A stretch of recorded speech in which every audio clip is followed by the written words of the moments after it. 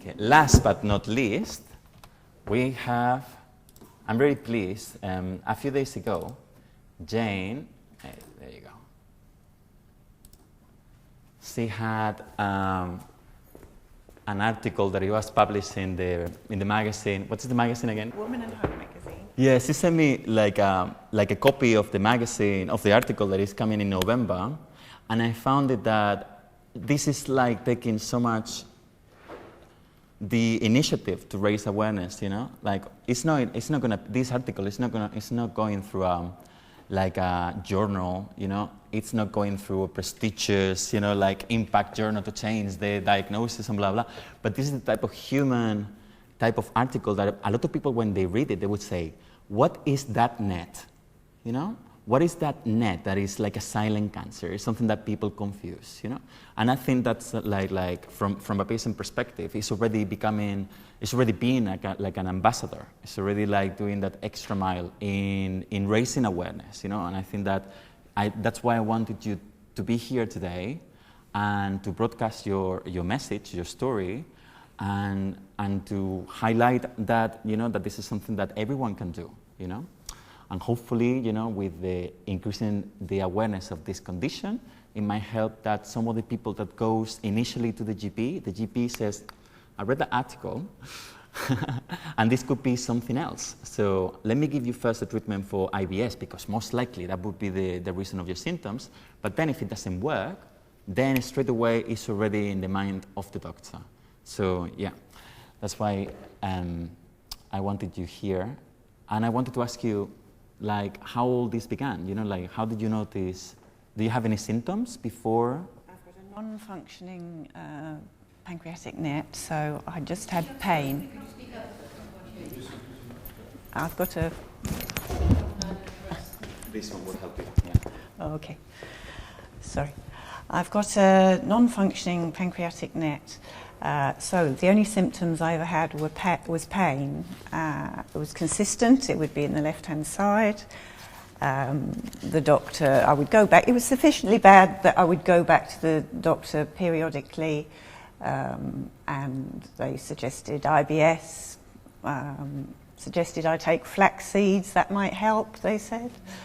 Then they went sort of on the gynecological route.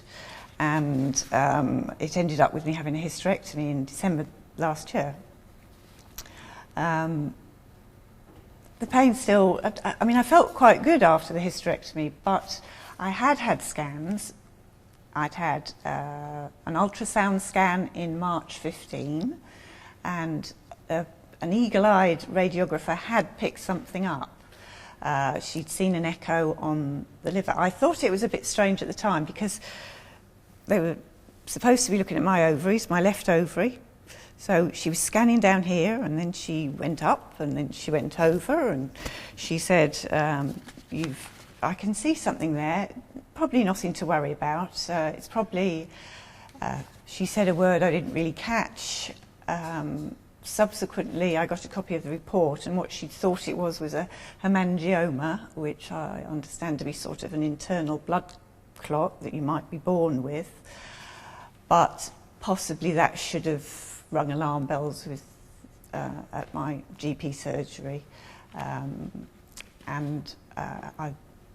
So that was the reason for you to have the hysterectomy? Whether I needed it or not, I think I possibly did, but they concentrated on that to the exclusion. They thought the pain was caused by that, but it wasn't. It wasn't. So then after the surgery, you were continuing having the pain on the left abdomen? Well, it was quite quick. I had it at the end of November. I felt really good. I would probably have been, if it wasn't Christmas, I would probably have been okay to go back to work after 3 weeks. But I developed a cough, and I went back to the doctor, and I went back every week. Can I have some antibiotics for this cough? And they wouldn't give me any. And the fifth occasion, so the 5th week afterwards, I actually asked for an older doctor. I think the receptionist recommended me to do that. And I said, look, I don't come to the doctors a lot, and I only do come when there's a reason, and I've got a cough and I really need to get rid of it. So he gave me antibiotics and it cleared up. So I was feeling really good. But after the first scan, sort of the slow process, I went back, told me I had IBS. They sent me to a colorectal laparoscopic surgeon, and he did a CT scan. So he suspected something wasn't all right. I think they possibly sent me to shut me up. And this guy, he saw something as well. Okay. And he saw more. So is it correct a CT scan picks up more than an ultrasound, and an MRI picks up more than a CT scan? It depends on the type of lesion and in combination, but yeah, some lesions are more picked up by one scan and others by other type. Okay. So he saw some gastric varices. Is that how you say them? Yeah, very good, very good. And so at that point, really, they should have thought, well, to all intents and purposes, she looks pretty healthy, she is pretty healthy. Why has she got gastric varices? Yeah. But nothing really was done. I had a scan. I then was sent to see a gastroenterologist, and I had that in January this year. And they did the MRI scan, and the MRI scan picked up the gastric varices again. And I went back for the results, and the consultant said, well, we don't think it's cancer, but we can do something with gastric varices. We can tie them off in knots and whatever. So I thought, okay, that's not bad, really. Went away, got a call at work the following week. Can you come in today? And you thought something's up. Something, yes. I even said to them, can I come Friday? I've got a day off then. And they said, oh, you need to come today. So I went along, and they suspected there was something, and they were going to do a biopsy. Yeah. So I had quickly, at this point it started to speed up. I had a biopsy, and was called the following week, and you come in today, and that's when they told me it was a neuroendocrine tumor. And how long it took from your symptoms, when they started that something wasn't all right, and you were having treatment for IBS and going to the GP every 5 minutes, to the adequate diagnosis? How long? What was the time span? Okay, time's quite deceptive, I always think, and so I went back in between being told at Whipps Cross Hospital that I had a net and coming here, which was quite a short time frame. And I went back to the GP and said, can you tell me in your records how long I've been coming to you for pain? So he did one of those little signs, pain, on his system, and it was, I think the first time I went along was March 2012 that he could find. So we're now February 2016, so 4 years. 4 years, yeah. I think the average now from the initiation of the symptoms to the adequate diagnosis, I think on average is around 5 years. Yeah. And how did you take the diagnosis? Someone is telling you that you have endocrine cancer. A shock, I think. The thing that kept going into my mind was, how long have I got left to live? Because you think cancer, I didn't know much about it, Googled it, and now I know that quite a lot of the information out there is out of date, because it wasn't brilliant reading it. I was worried about my family, my children. Of course, because you came on your own. You got the diagnosis here on your own. You didn't have your family with you. When I came to the Royal Free? Yeah. No, my husband came with me. Your husband came with you. I mean, the first time when I went back to Whipps, he said, do you want me to come? I said, no, I'll be fine. That was my overriding concern. And how did they take it? Your husband and your sons and daughters? Kids are quite resilient, really, aren't they? They took it different ways. My daughter was quite pragmatic. The youngest one was in the middle of his A-levels, so he sort of just got on with it, still expected me to cook, iron, clean, taxi service. And the worst one was middle son who was away at university, and he sort of was, he didn't know what they were, and he was initially quite worried. So then when you were referred to the Rural 3, to the neuroendocrine unit, when was that? I first came here on the 7th of April this year. Prior to that, I'd had some tests and a PET scan, blood tests, so they had the sort of basis of the diagnosis by the time I got here, and I think they also gave me my first lanreotide injection. Okay. And how do you see the future now? Better than in February. So you had just one follow-up, no? You've been diagnosed in April, and I came this week for my follow-up. So it's taken till this week to find out whether it's working or not. And how is it going? Apparently, there's no new growth, so it's stable, and there's been a bit of shrinkage in the two largest That's really good. lesions. So that's quite rare, I think. Yeah, that's fantastic. Yeah, it happens I think with the lanreotide, this is Rural 3 data, but I think it's only 6% of patients that they are initiated on the somatostatin analogs, they have reduction of the tumor load in the first few months. For most of people, it's stability and slowing down the progression, but it's the very, very few lucky ones that they have actually shrinkage of the tumor as well. I think Professor Kaplan thinks it'll now plateau, but yeah, so I couldn't have asked for better news this week, really. Absolutely. Well, thank you so much for coming and sharing with us your story. I think it's very brave, being a newly diagnosed patient, going through these phases of unknown, fear and uncertainty, going through so many years after having the adequate diagnosis and having such a positive attitude towards the future within just a few months of the diagnosis. Thank you so much for your courage. Okay, thank you. I didn't really want to be in the magazine at all. What I was going to ask, do you know somebody, how did you get it out there? Let's put it on record. Yeah. How did you get it out there? How did you become able to write into the magazine? Why did they do an article on you? Often, do I need that? Do you have this thing? Oh, it works now, yeah.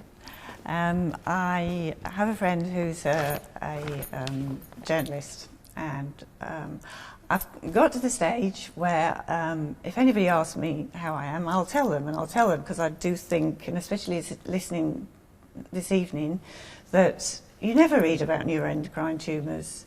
Although I did see, I don't know if anybody else saw it this week, there was an article in Mail Online of a young lady with neuroendocrine tumours, and they actually mentioned neuroendocrine tumours, which was good. But I realised that we do have to get it out there because it's not glamorous and nobody's heard of them. And so when this friend of mine, the journalist, said I'd like to do something to publicise it, I said, yeah, that'd be great. So she had to pitch it to her editor, and the editor said yes. And she said, would you be willing to be in it? And I said, I'm only newly diagnosed. I'm really not a good example. I'm so in limbo that I can think of loads of people here that would have been better. Anyway, I even suggested somebody that I met at the first support group that I came to. Anyway, they went with me, and I thought, well, what have I got to lose? I did have a very nice photo shoot that made me look better than I am. So, I think that could be on the National Health. It was fab. They pampered me. They offered me a driver to get there. And I said, no, the tube's fine. I'm fine on the tube. And, that was a fun afternoon. And so I'm very grateful to Tessa for putting herself out to do this. The other thing that I want to do is try and, along with you, publicise Net Patient Day. I actually work in research administration at Queen Mary and University of London and Barts. So I know that there's money out there for research if people know about it. So then I sort of looked up the syllabus for the medics at the Barts School of Medicine. I could not find neuroendocrine tumours on that syllabus. I think I found it if they then go on to do a PhD, but they don't.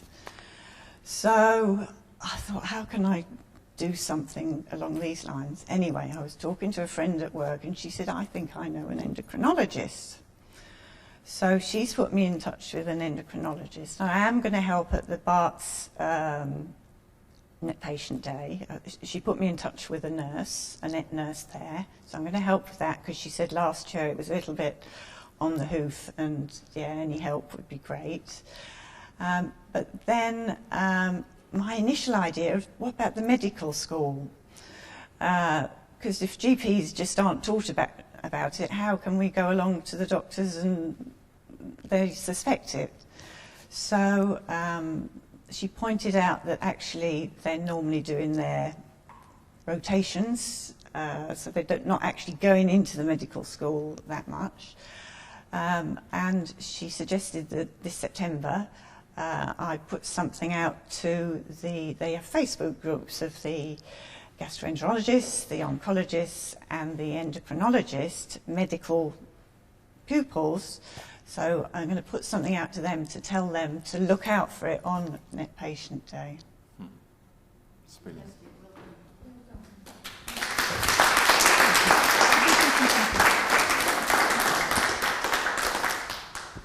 I have another question. Jane, congratulations. Yeah, you've done something that a lot of famous people have not done.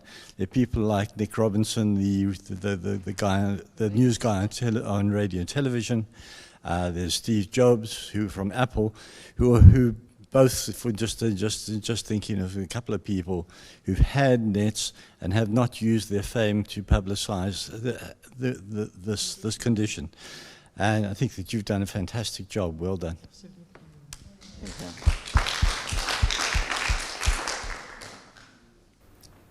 me, what's the journal Woman and Home? It's Woman and Home. Wait. It's What's the name of the journal? It's Woman and Home, so it's aimed at people our age. Just what's the name, Okay. so I know what to get. Woman and Home, but you need to know the issue. It's the November issue, which is actually out on the 27th of September. Okay. They come out a month early. They do have an online, so I think they sell about 320,000 copies. oh my God. But they do get put in doctors' waiting rooms and dentists and hairdressers, so I think more people see it that way. And they have an online version as well. Any other comments or questions? Okay, well, thank you, Jane. Thank you so much, and thank you all for coming to the 7th Net Patients Support Group.